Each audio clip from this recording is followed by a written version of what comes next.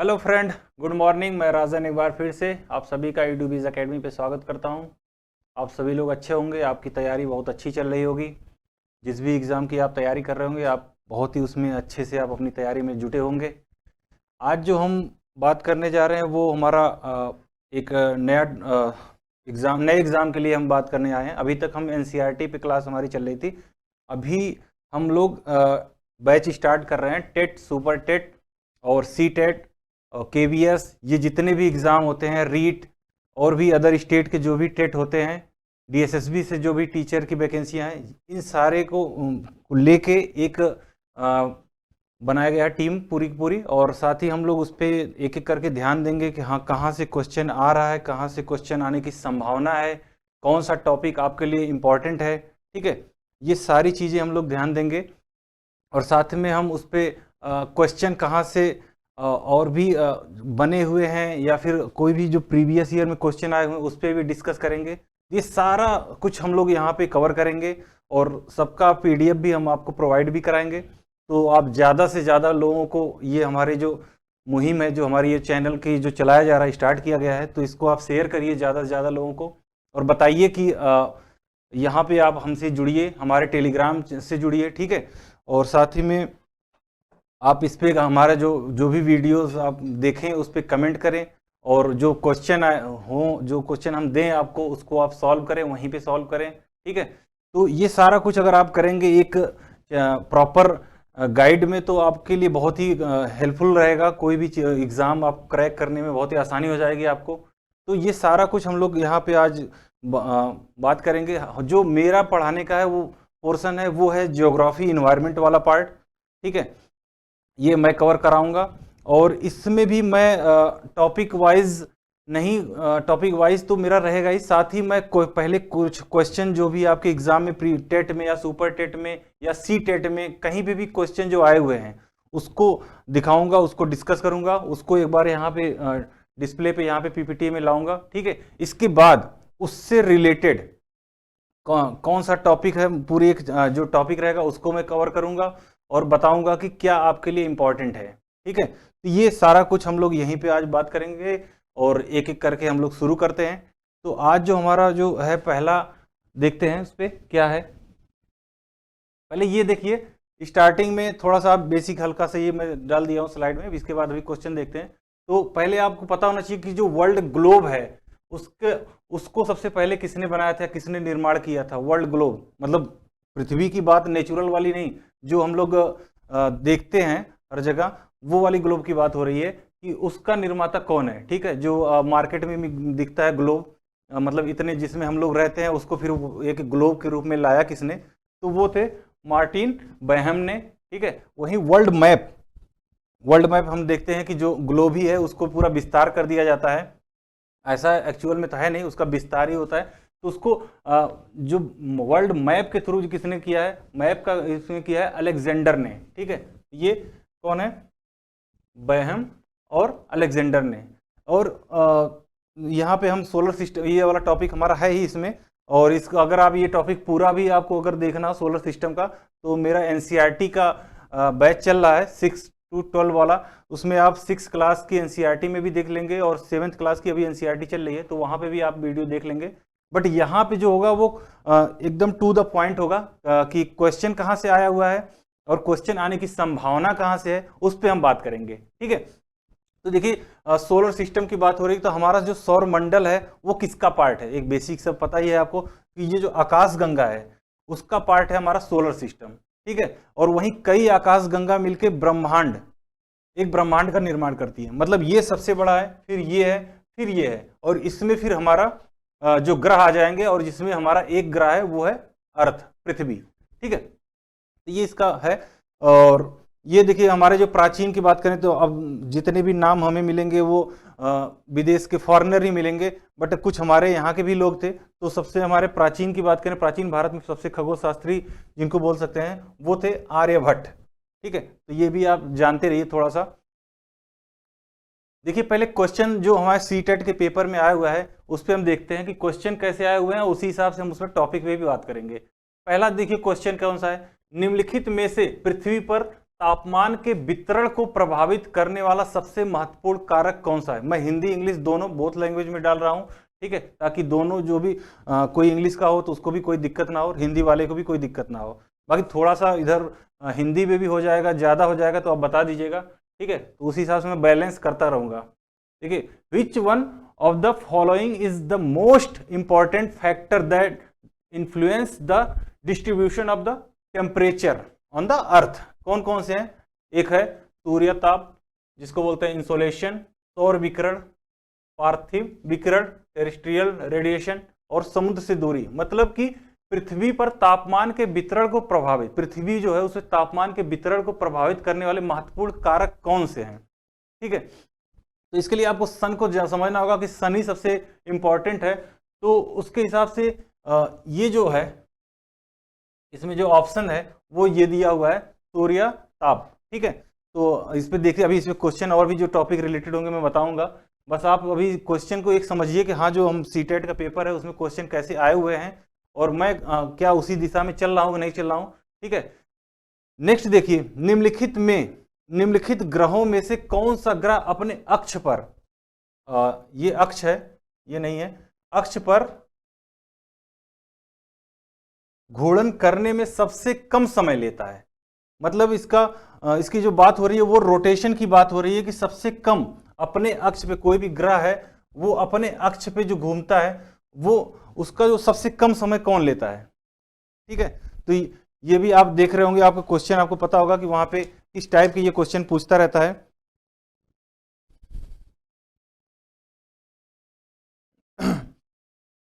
इसमें सबसे कम की बात जो है वो है हमारा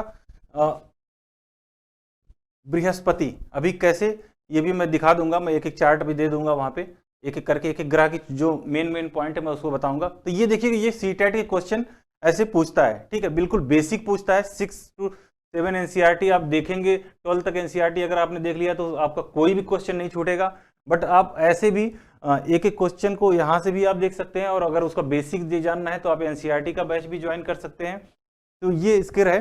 देखिए आगे हम देखते हैं। हमें पता है कि सोलर सिस्टम जो हमारा है वहां पे हमारे ग्रह हैं, पहले 9 थे लेकिन अब अभी 8 हैं, ठीक है। तो ये इनका क्रम है, ये हमारा सन है, इसके बाद ये इनके क्रम से इनके ग्रह हैं, ये हमारा अर्थ है जिसपे हम लोग निवास करते हैं, मार्स इधर हो गया, जुपिटर हो गया। तो क्वेश्चन कैसे बना देता है, सबसे पास में कौन सा है, पृथ्वी के आसपास कौन से हैं, ठीक है, किन ग्रहों के बीच में रिंग बने हुए हैं, छल्ले बने हुए हैं। तो ये सारे क्वेश्चन, सबसे दूर कौन सा है, तो ये इसका क्वेश्चन होता है, ठीक है। तो ये इसके क्रम है, आप इसको कहीं पे भी आप देख सकते हैं। नेक्स्ट इस पे दिखाता हूं मैं, एक एक करके थोड़ा सा मैं दिखाने की कोशिश करता हूं कि किनका परिभ्रमण क्या है, रिवोल्यूशन और परिक्रमण, इनकी बात करते हैं, घूर्णन और परिक्रमण की। पहला देखिए जो है मर्क्यूरी है, सबसे पास, जो सन के बाद जो सबसे पास है तो वो है बुध, जिसको बोलते हैं मर्क्यूरी। इसका जो रिवोल्यूशन है वो 88 डेज है, ठीक है। बस आप फटाफट आप याद कर लीजिए, आप इसको नोट भी कर सकते हैं, बाकी इसका पीडीएफ फॉर्म भी मैं अपलोड करवा दूंगा। इसका जो रोटेशन है, जो परिक्रमण का मतलब हो गया कि सूर्य के चारों ओर चक्कर लगाना। ये अगर यहाँ सन है तो इसके चारों ओर चक्कर लगाना, सारे ग्रह चक्कर लगाते हैं जितने हमारे हैं। तो परिक्रमण, रिवोल्यूशन हो गया जो चक्कर लगाना, वही रोटेशन, दोनों वर्ड को आप क्लियर कर लीजिए अभी, ठीक है। वही जो रोटेशन की बात हो रही, घूर्णन की बात हो रही, तो अपने एक्सिस पे ही घूमने की, तो वो है 59 डेज, ठीक है।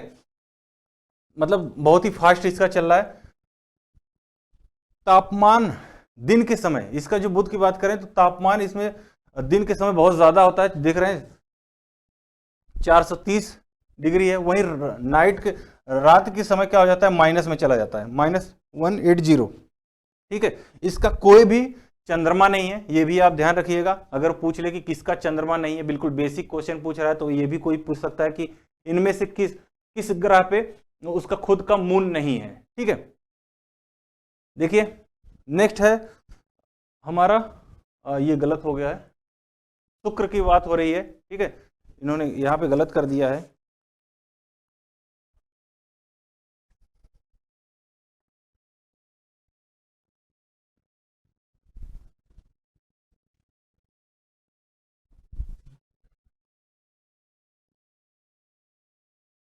ठीक है, ये गलत हो गया, चलिए कोई बात नहीं, मैं यही लिख दे रहा हूँ।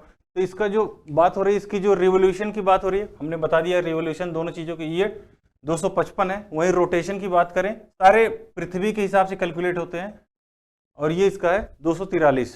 ठीक है, तो ये आप याद रखिएगा, पृथ्वी ये हमारा सब पड़ोसी है, पृथ्वी का पड़ोसी है, और इसका जो स्ट्रक्चर साइज और इसका जो बात करें तो वो अर्थ के समान है, ध्यान रखिएगा, किसका, शुक्र का।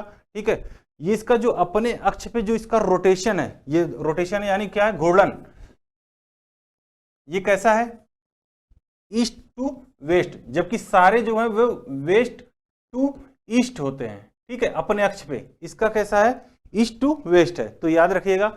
नेक्स्ट देखिए, अर्थ की बात करें तो इसका सोलर सिस्टम का ये जो साइज की बात करेंगे तो ये 5वां है, इसका 5th नंबर पे है इसकी साइज।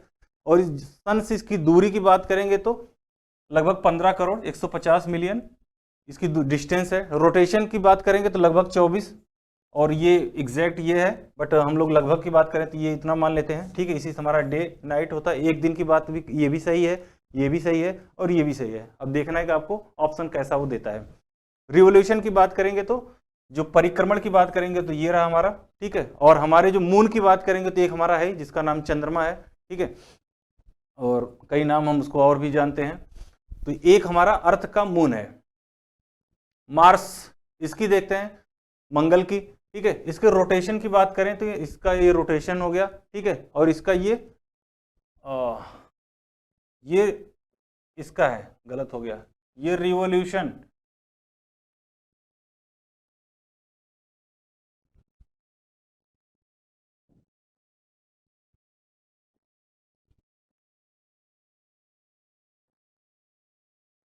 ठीक है, ये हो गया इसका रिवोल्यूशन, और ये इसका ये रोटेशन यहाँ पे है। तो इसका रोटेशन जो है वो 1 डे पृथ्वी के समान है। ठीक है, मंगल का। और इसके 2 मून्स हैं, एक फोबोस और एक डेमोस। तो इसके ये कुछ बेसिक हैं, आप इसको याद रखिएगा। बृहस्पति की देख लें, बृहस्पति सबसे बड़ा है साइज में। ठीक है, इसके 53 मून्स हैं, और जो क्वेश्चन भी बनाता रहता है कि सबसे ज़्यादा किसके मून्स हैं, तो पहले तो 53 बृहस्पति का ही ऑप्शन था। ठीक है, बट अभी बाद में जो रिसर्च हुआ तो उस पर और भी जब देखे गए तो जो शनि है उसके ज़्यादा निकल गए। 53 उसके भी हैं, पर 9 उसके और एक्स्ट्रा थे जो कंफर्म नहीं हो रहे थे, तो कंफर्म करके उसके अभी फिलहाल अगर ऑप्शन आ जाए तो आप शनि को मारिएगा, बृहस्पति को नहीं मारिएगा ऑप्शन में। ठीक है, इसके 3 रिंग्स है, 3 रिंग है इसके। ठीक है, इसका देखिए रोटेशन अपने अक्ष पे, और ये इसका रिवोल्यूशन। ठीक है, ये इसका रहा बृहस्पति का। देखिए 10 आवर में ही अपने अक्ष बहुत ही तेजी से घूमता है। तो यही क्वेश्चन पूछा हुआ था जो सीटेट में पूछा हुआ था। ठीक है, वहाँ पे बृहस्पति ऑप्शन था, जुपिटर, और वही लगाना था आपको 10 आवर। इतना अभी इतना कम समय में कोई भी नहीं चक्कर, अपने अक्ष पे किसी का भी घूर्णन नहीं है, घूर्णन की बात हो रही है। और ये है परिक्रमण की। बाकी एनसीईआरटी के जो क्लास 6 है, मैं वहाँ पे भी ये पूरा टॉपिक पढ़ाया हुआ हूँ, तो वहाँ से भी आप आसानी देख सकते हैं। यहाँ पे मैं बस फास्ट कर रहा हूँ ताकि आप बस समझते जाइए क्वेश्चन कहाँ से उठा रहा है। ठीक है, शनि की बात करें, सैटर्न, परिक्रमण की बात करेंगे इसकी, तो ये देखिए काफ़ी टाइम ले रहा है, 29 ईयर्स और 5 मंथ इतना ले रहा है, लगभग 13। ठीक है, इसके ये रिवोल्यूशन हो गया। ये देखिए फिर ये गलत हो गया, रोटेशन की बात हो गई यहाँ पे, क्योंकि टाइप होता है तो कभी कभी गड़बड़ हो जाता है, बट मैं यहाँ पे सारे लिखने की कोशिश करूंगा। घूर्णन की बात करें, घूर्णन, ठीक है, तो इसका 10 आवर। देखिए वहाँ पे ऑप्शन किस हिसाब से, उसके हिसाब से आपको अपना जो ऑप्शन चूज करना है उसके हिसाब से देखना है कि ऑप्शन में क्या दे रहा है। ठीक है, इसके देखिए मून्स की बात करेंगे 53 + 9, तो ये सबसे ज़्यादा इसके मून हो गए हैं। ठीक है, देखिए अरुण की बात करें जिसको बोलते हैं यूरेनस, इसका परिक्रमण की बात करेंगे 84 ईयर्स, और इसकी घूर्णन की बात करेंगे तो 17 घंटे, 17 आवर। ठीक है, और ये कौन सा है, रोटेशन, और ये रिवोल्यूशन। ठीक है, इसके कितने हैं, 27 कहीं पे भी बताता है कि 27 के मून्स है, तो और एनसीईआरटी जो है वो बताता है 17। ठीक है, तो दोनों आप याद रखिएगा, मैं सारे यहाँ पे रखने की कोशिश कर रहा हूँ, और ये आपको एग्जाम में अब वो आयोग जो है वो क्या आंसर मानता है वो आपको ध्यान देना पड़ेगा। बट ये एनसीईआरटी है और वो नॉर्मल सी जो कई और बुक में मिल जाता है, तो वो 27 वहां पे दिखाते रहते हैं, ठीक है। नेपच्यून की बात करें, वरुण, इसका परिक्रमण 164 और इसका घूर्णन की बात करेंगे तो 16 आवर, ठीक है।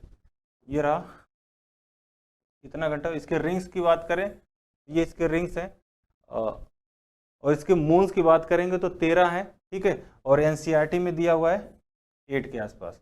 ये रहे इसके हमारे जो ग्रहों के बारे में बेसिक सी जानकारी। और देखिए कुछ क्वेश्चन है ग्रहों के बारे में। एक क्वेश्चन, ग्रहों के निम्नलिखित समुद्र में से, ग्रहों के निम्नलिखित, ये क्वेश्चन ये कुछ अलग लिख हो गया है।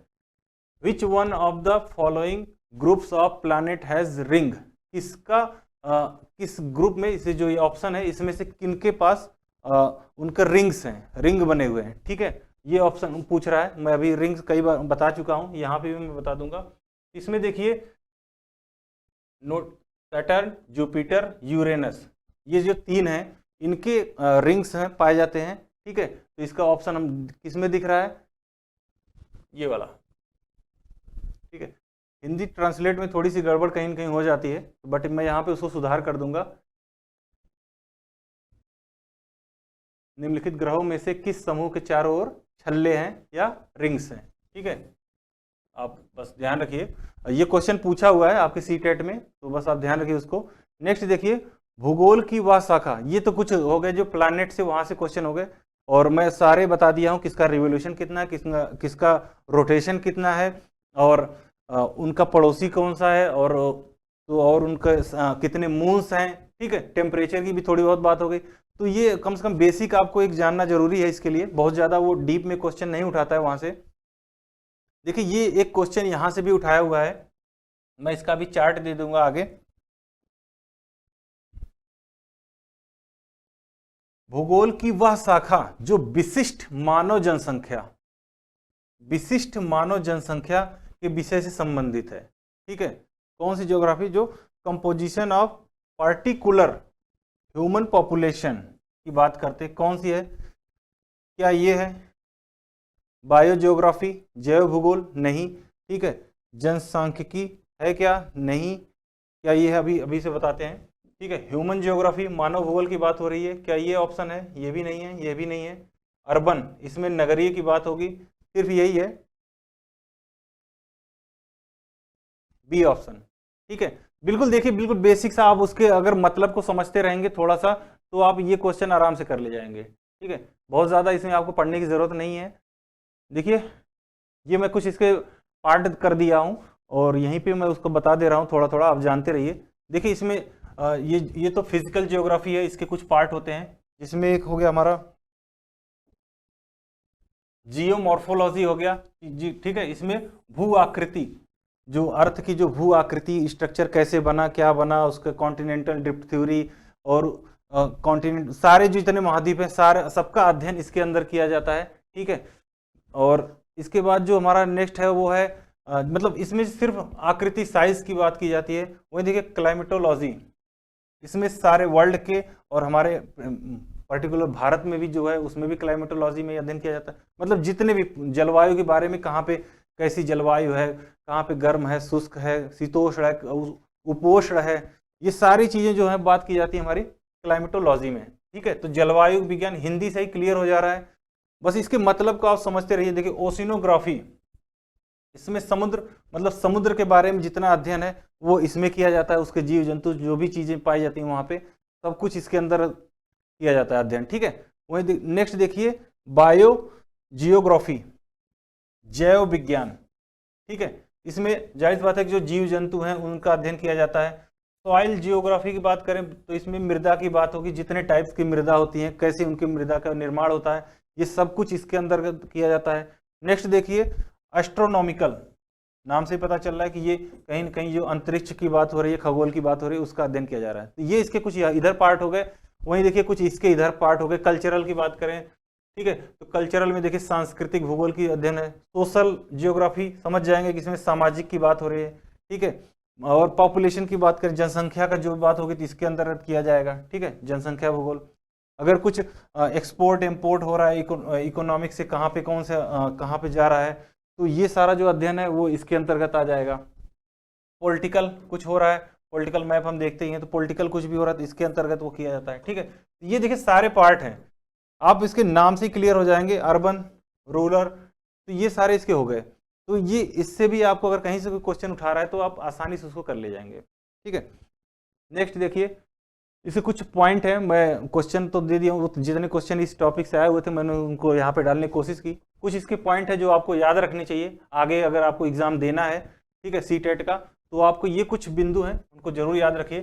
जैसे हमारे सौर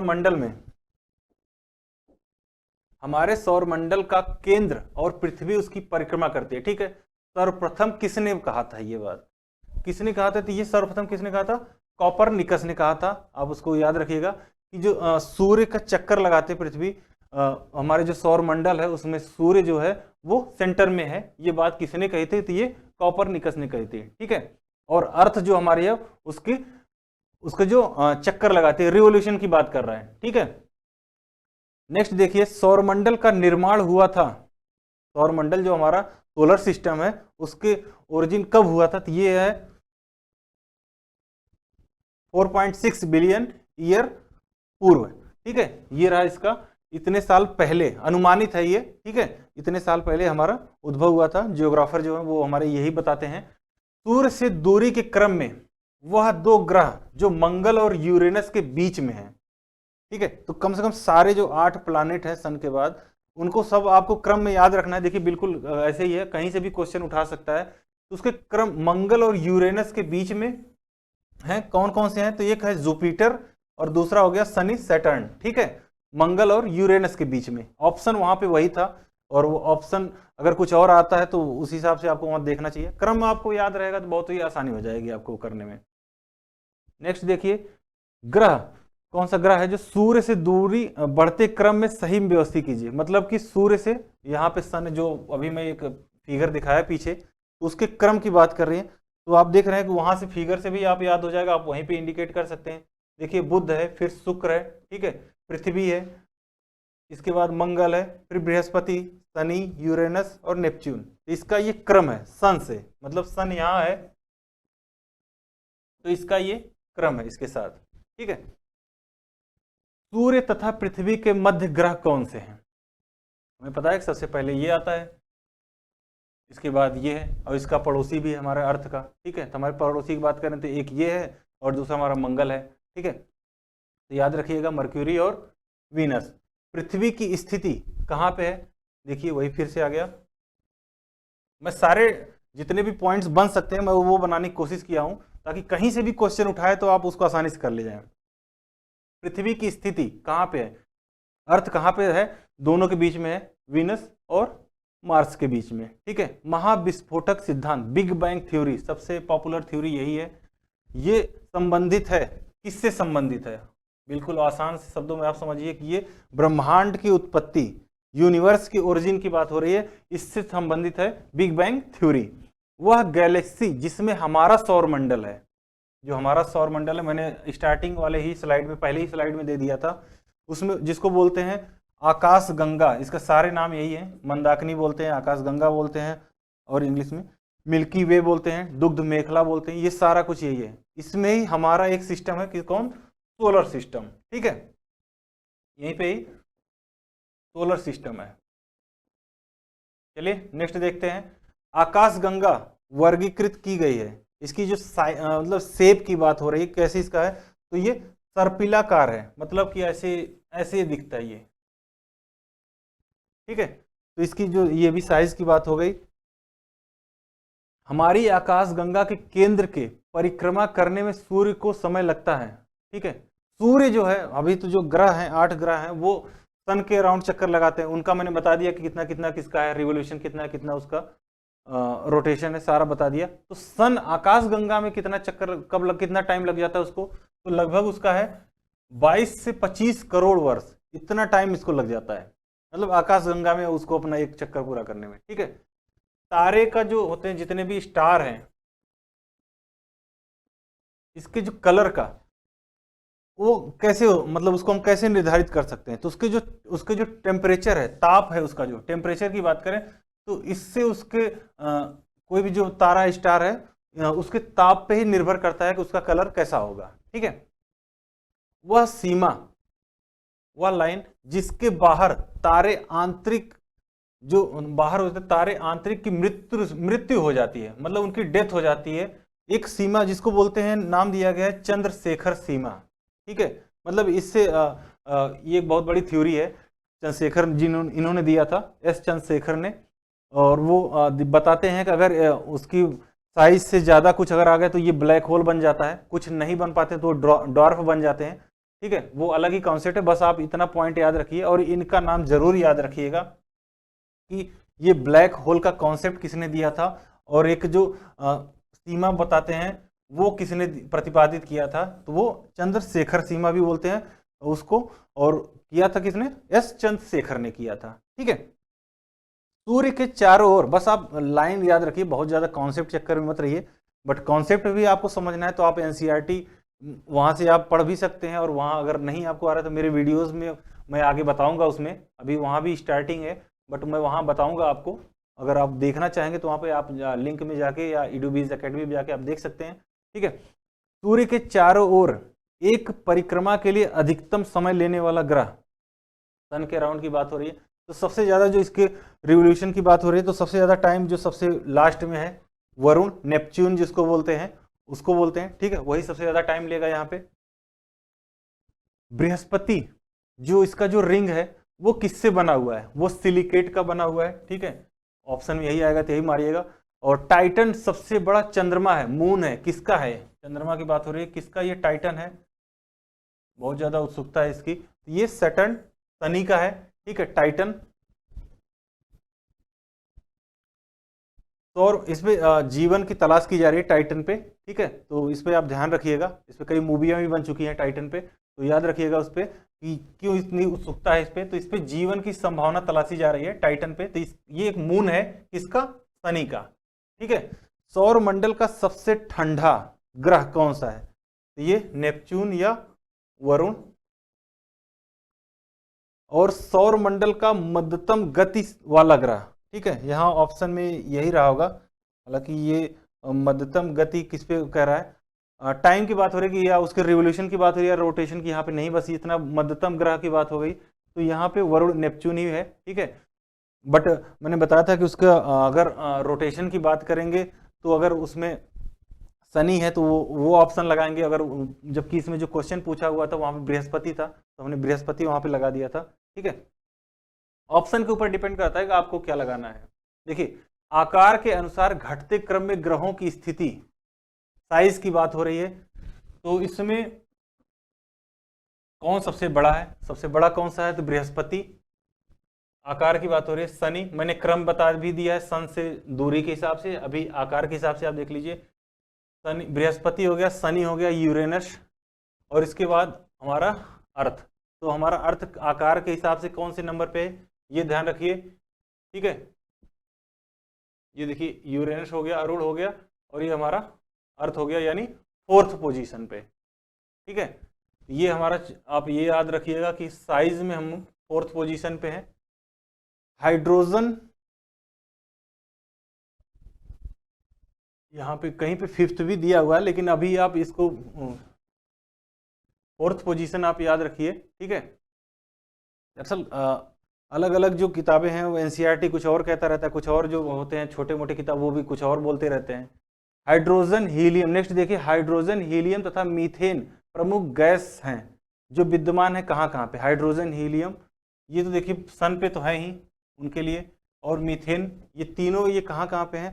तो देखिए बृहस्पति पे भी है, शनि पे भी है, और मंगल पे भी है। ठीक है, इसके बाद देखिए सूर्य के केंद्र में, ये एनसीईआरटी में बिल्कुल ये सारा कुछ एनसीईआरटी 6th क्लास की एनसीईआरटी में मिल जाएगा आपको। सूर्य के केंद्र में उपस्थित पदार्थ होते हैं, किस रूप में होते हैं? तो ये ऑप्शन था उसमें, गैस और प्लाज्मा के रूप में। ठीक है, ये क्वेश्चन ये कई बार पूछा हुआ है, आप इसको ध्यान रखिएगा। सूर्य की ऊर्जा जो है उत्पन्न होती है, वो उसके पीछे रीजन क्या है? तो वहां पे नाभिकीय संलयन होता है। ठीक है, कहीं कहीं ऑप्शन में विखंडन भी दिया रहेगा तो आप उसको नहीं लगाएंगे, संलयन वहां पे होता है। ठीक है, याद रखिएगा। सूर्य ग्रहण होता है न्यू मून डे को। सूर्य ग्रहण होता है कब होता है? जब मून, चंद्रमा जो है, जब ये मून सन और अर्थ के बीच में आ जाता है। ठीक है, ये आप ध्यान रखिएगा इस पे कि सूर्य, इस टाइम पे सूर्य ग्रहण हो जाता है। पृथ्वी सूर्य से निकटतम दूरी पर होता है, मतलब कि जो हमें पता है कि ये सन है और अर्थ हमारा इसका चक्कर लगाता रहता है इस ऐसे में, तो यहाँ पे और ये वाला, जब यहाँ अर्थ यहाँ है और यहाँ पे रहेगा तो सबसे निकटतम रहेगा, वहीं जब अर्थ यहाँ और यहाँ रहेगा तो सबसे इसकी दूरी जो है वो मतलब ज़्यादा होगी। ठीक है, तो निकटतम की बात हो रही है, तो ये 3 जनवरी को निकटतम होता है। ठीक है, वह बाकी इसमें और भी जानना है तो आप उसको एनसीईआरटी वाले चीज़ों को मैं यहाँ पे सिर्फ पॉइंट ही डिस्कस कर रहा हूँ, आपके एग्जाम के पॉइंट ऑफ व्यू से देख रहा हूँ सिर्फ। ठीक है, आपको ज़्यादा इसमें देखना है तो आप एनसीईआरटी का वो बैच आप वहाँ पे जाके वीडियो देख सकते हैं सारे के सारे, तो उस पर आराम से मैंने एक एक चीज़ें, ये सारा कुछ मैंने बताया हुआ है उस पर, और साथ ही साथ दिन रात के पीछे होने का रीज़न क्या है और जो मौसम बदलते हैं उसके पीछे रीजन क्या है, मैं सब कुछ वहाँ पे बता चुका हूँ। ठीक है, वहाँ पे आप जाके देख सकते हैं। 2 ग्रह जिनके उपग्रह नहीं होते हैं, 2 ऐसे कौन से ग्रह हैं जिनके कोई भी उपग्रह या मून नहीं है? मून नहीं है, तो हमें पता है कि ये बुध और शुक्र, इनके कोई भी मून नहीं है। ठीक है, और बाकी सबके कहीं कहीं है, हमारे अर्थ के भी है एक। ये इसके कुछ पॉइंटर है जो सीटेट के हिसाब से बहुत ही इंपॉर्टेंट है, आप उसको ध्यान रखिए। नेक्स्ट जो हमारा टॉपिक होगा इसी में क्वेश्चन के हिसाब से मैं बनाऊंगा, और अगर आपको ये वीडियो अच्छा लगा, कुछ थोड़ी सी बहुत त्रुटियां हो गई थी, यहाँ पे गलतियां हो गई थी, वो टाइपिंग में हो जाती है, बट वो आगे ध्यान रखूंगा। ठीक है, और जो टाइप करवाते हैं उससे अच्छे से करवाऊंगा, और आप लोग अच्छे से इसे तैयारी करिए, और नेक्स्ट वीडियो के लिए आप हमारे चैनल से बने रहिए, और इस जो भी कमेंट हो आप इस पर देते रहिए। चलिए आगे मिलते हैं, तब तक के लिए धन्यवाद।